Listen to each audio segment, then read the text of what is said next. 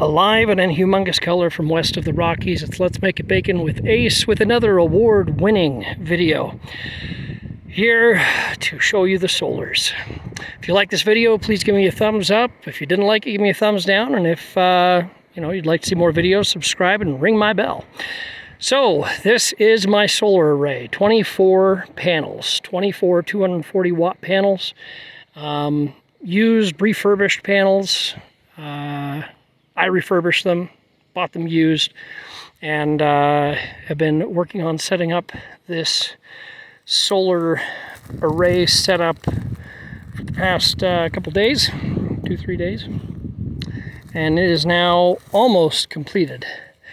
The only exceptions to that are this one. This was my first one, and I messed up on it just over and over and over again. So I had to learn my lessons with that one. This is actually going to be moved to the other end. Reason being is it's too close to the road.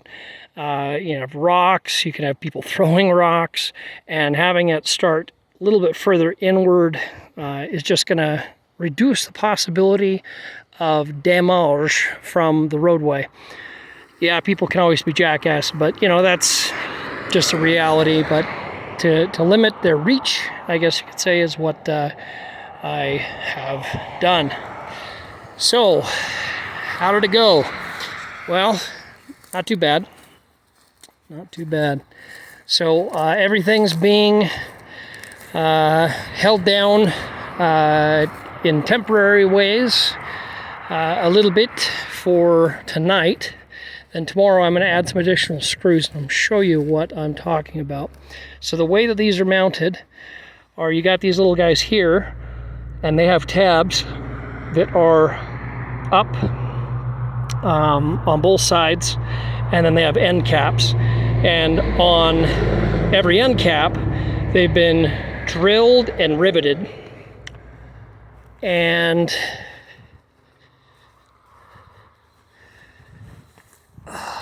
at the top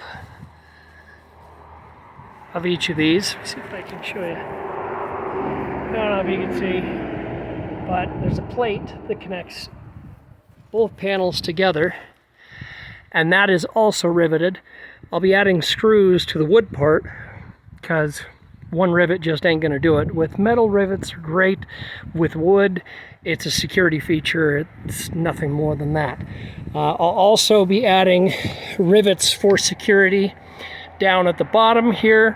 Currently, the thing that's holding them in there is the little tabs that are up on the sides, so it's cupping the panel. That's pretty much it. So I'll drill and rivet each of those, and that should be good to go for that. But she is a long array, I'll tell you that for sure. She's a long drink of water. So this will be split into two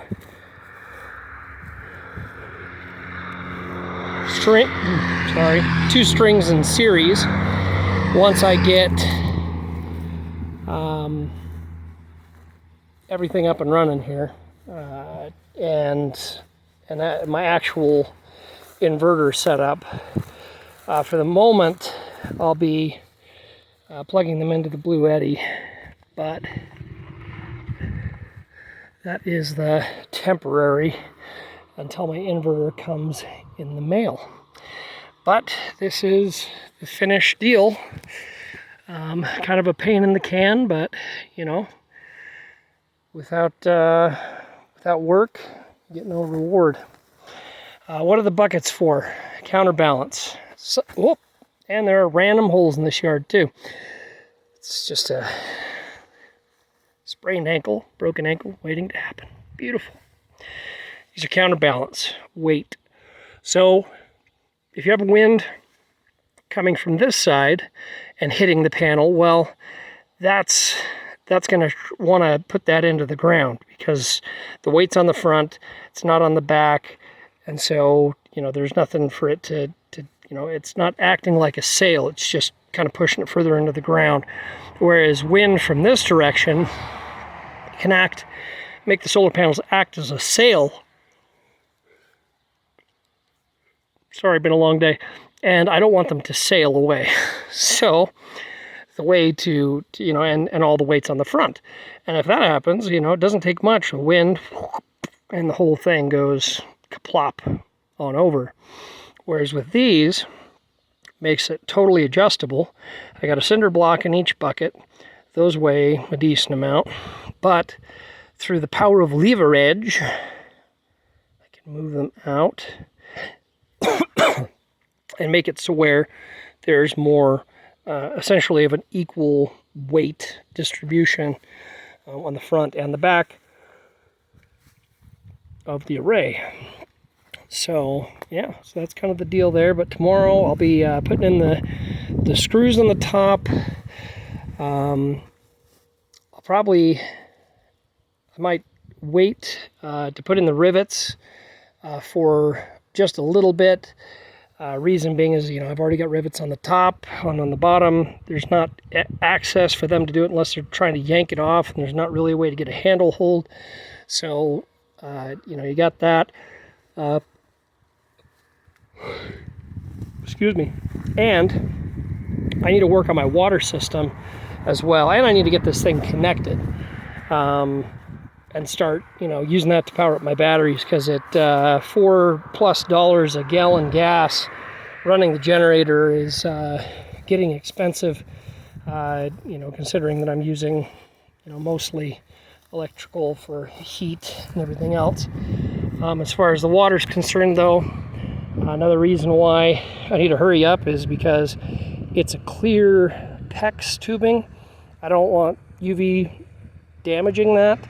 I also don't want algae growth. That's coming, I guarantee it. But I need to get a trench dug. It's already halfway dug here, you know, in front of me. But I'll probably do one right next to it just for ease of use, for ease of movement, or whatever I want to call it. My apologies. Oh, it's been a long day. It's been a really hard day.